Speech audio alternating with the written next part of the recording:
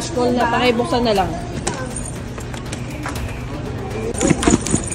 Bala, saan dito bala? Oh, wala. Wala naman. Pakiano mo po? Wait lang. Ano po? Grocery. Grocery.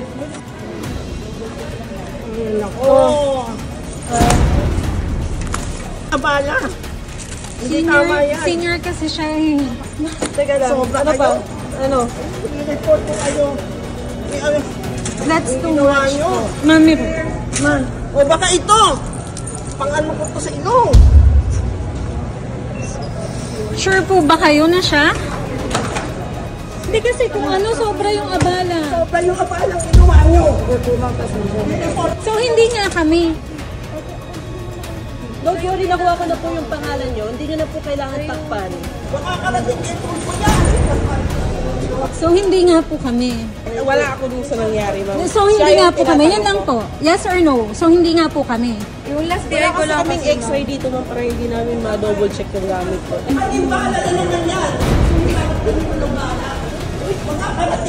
Kasi anting-anting, yun yung una ninyong sinabi. Sabi nyo magbasyo.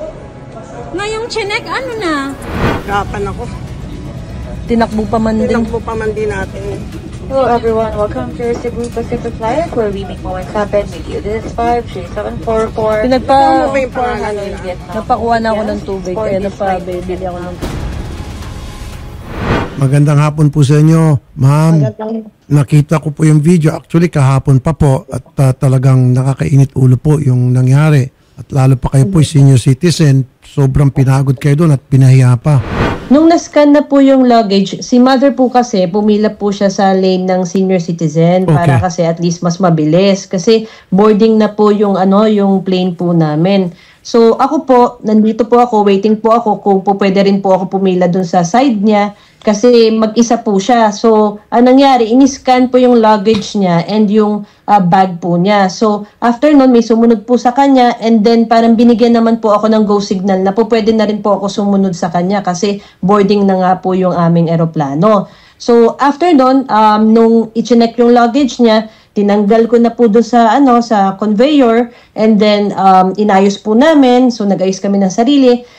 Kami po kasi tatlo po kami nag-travel, yung partner ko po, eto pong mother ko and ako. So yung si partner po nakapila pa po siya sa ibang sa ibang lane. So inantay pa po namin siya na nandun lang din naman po kami sa tapat po nung conveyor. So nung time ko po na i-check yung aking luggage and yung bag ko, pina-stay pa nga po nila yung isa kong bag kasi may nakita po silang lint roller, yung parang yung pangtanggal po ng, ito po siya, pantanggal po ng balahibo ng pets. So, ayan na, binalik din naman po sa akin. So, wala na po silang nakitang problema, clear naman daw po. So, nakatambay pa po kami doon, inantay pa po namin yung kasama namin. And then, nung natapos na po yung kasama namin, nagtatatakbo na po kami doon sa gate po namin kasi boarding na po talaga. And then, nung habang tumatakbo, ang sinasabi po nila, hinabol daw po kami. Wala pong naghahabol sa amin kasi pag sinabi po natin hinahabol, maririnig mo po na tinatawag po kami or may maririnig ka or may malalaman mo na may sumusunod sa'yo. Wala pong ganon.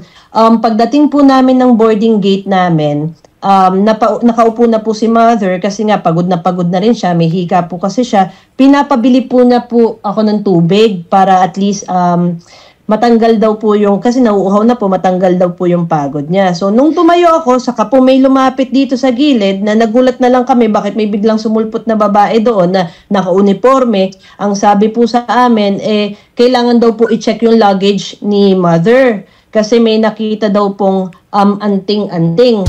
That's the time po na nag-hysterical po yung mother ko kasi wala naman po, anong anting-anting yung sabi po ng mother ko.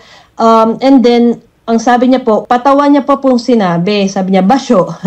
Sabi niya pong ganon. So kami, parang nag-iisip kami, ano ba to? Prank ba to? Kasi parang very unprofessional yung sabi niya nung message niya. And ang gusto po kasi nila mangyari, dalhin po si mother doon sa room or office kung saan po i-check po ulit yung luggage niya. Ako po, syempre, since nagtatatakbo na po kami, medyo malayo po kasi yung yung distance po nung conveyor or doon po kung saan po ini-screen, doon po sa gate namin. So, para sa akin, bakit senior citizen, pagod na pagod, pababalikin nyo pa po doon. So sabi ko po, i-check nyo po dito, dito po kung saan nakikita ng maraming tao, kung saan po nakikita rin po namin, dito nyo po i-check. Kasi negligence nyo po yan. Bakit nyo po kami pinalampas kung saan po ine-x-ray yung gamit? Tapos papasok na kami ng eroplano, saka nyo po kami sisitahin na meron kayong nakita doon. Parang hindi naman po tama yun. So kung gusto nyo kako i-check nyo dito, hindi na kami babalik doon or hindi na siya babalik doon para po i-check nyo ulit. So anong nangyari po, ang sabi niya po, tatawagan daw po niya yung supervisor niya, nakiusap siya kay Cebu Pacific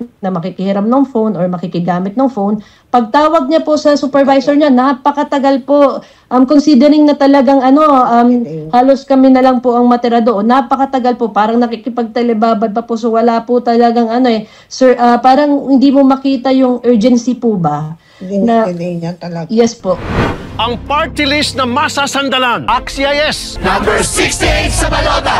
Nung dumating na po yung kanyang supervisor, makikita nyo po yung paglalakad nila, parang wala po talagang hindi po talaga nagmamadali, talagang parang iisipin mo plano talaga na i-delay kami. So pagdating po doon, ang ginawa po nung nung nanita po sa amin nung umpisa, yung babae po na nandun sa amin nakasama namin, kinuha niya po yung luggage, pinatong niya po dun sa upuan, tapos umakto po siyang bubuksan niya luggage. Ngayon, ang sabi sa kanya ng supervisor niya, hindi yan, kundi yung handbag. So sa amin po, parang dun pa lang, nagduda na kami. Kasi kung ikaw, alam mo na, i-check mo to, alam mo na merong kahina-hinalang o may kontrabando dyan sa sa luggage na yan, or dun sa bag ng pasahero, alam mo specifically kung luggage or handbag or shoulder bag yung nakitaan mo. So, doon pa lang po parang medyo, parang may something na mali dito. Ang ginawa ko po, pinakita ko po sa kanila isa-isa yung laman ng bag. Nung wala po silang makita, hindi rin po nila ma-explain. Basta ipinakita po niya sa amin yung x-ray na parang meron daw pong basyo ng bala na nakikita daw po doon sa pinakababang part ng bag. Kaya lang po kasi yung x-ray na po na yon, wala po yung rosary ng mama ko doon, so parang hindi po niya bag yun. And hindi po yung susi na nandoon sa x-ray na yon, parang susi ng motor o susi ng pang-hiking na meron pong nakakawit na gano'n na natatanggal po yung kawit. Wala po kaming ganong susi. So parang ang hindi po nila masagot kung bag po ba namin yon o hindi namin bag. Time na po na yon, kaya sinecure ko na po, inawakan ko na po, baka kasi sa sobrang tense ko na rin po, or sa sobrang tense na rin ng mother ko, hindi na namin mamalayan kung saan namin na ipatong. Kung mapapansin nyo nga po doon, Sir Rafi, yung mga cellphone po, yung mga suklay po ng mama ko, nagkanda hulog-hulog na sa sobrang namin, pagmamadali namin. Kasi ayaw rin namin na ma-miss yung flight. So ma'am, anong pagkasabi sa inyo? Basyo daw ng bala? Basyo meaning empty shell? Anting-anting or basyo daw po yung nakita doon. Hindi sila nag-sorry? Hindi nag-apologize? Actually, Sir Rafi, nung tinatanong po namin sila kung ano po ba, etong bag na ba na to, o may mali, o yes or no, tinatanong na po namin sila. Bigla lang po silang tumalikod. Pero before that, nung sinabi po ng mother ko na, susumbong ko kayo kay Kay Sir Tulpo, sabi nung gano'n. Kay Sir Rafi, sabi ko, tumawa pa po. Tapos sabi nung isa, nung supervisor, wala akong alam dyan. Samantalang isang parang nagtuturo nung bag ko, tapos sasabihin niya wala siyang alam.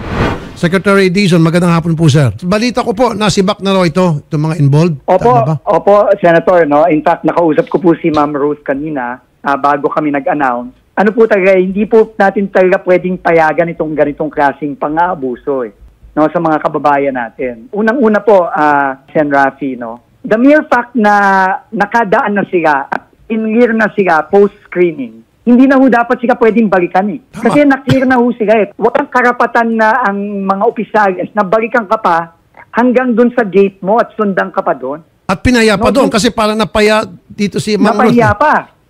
Hindi po pwede yun. Doon pa lang po, mali na kagad. Kaya po talagang, alam nyo naman po, meron tayong bagong OTS head, si Retired General Atto Bisnar. Okay. Kaya po nung nag-usap kami at review namin yung insidente, nag-decide po kaming dalawa na hindi na talaga pwede. Wala nang kailangan pang gawin para mag-decision kami na i-terminate na po yung 3 personnel involved. Kasi clear case of harassment po yung nangyari. Correct. Now, sir, pati yung supervisor dapat damay. Kasama po yung supervisor sa terminate, Sen Rafi. Okay, so ang mga nasibak po, si CJ Saddam, Gap Saturos, at JV Abisamis. Correct po. According to General Bisnar po, 3 po sila. Pero Sen. Rafi, more than that po, is inutusan ko po si OTS head na bago, na i-review na po lahat ng protocols dito sa pag-screen. Kasi clearly po, meron po tayong mga butas na nagiging subject to abuse. Halimbawa po, no? Kasi marami naman po sa mga kababayan natin na totoong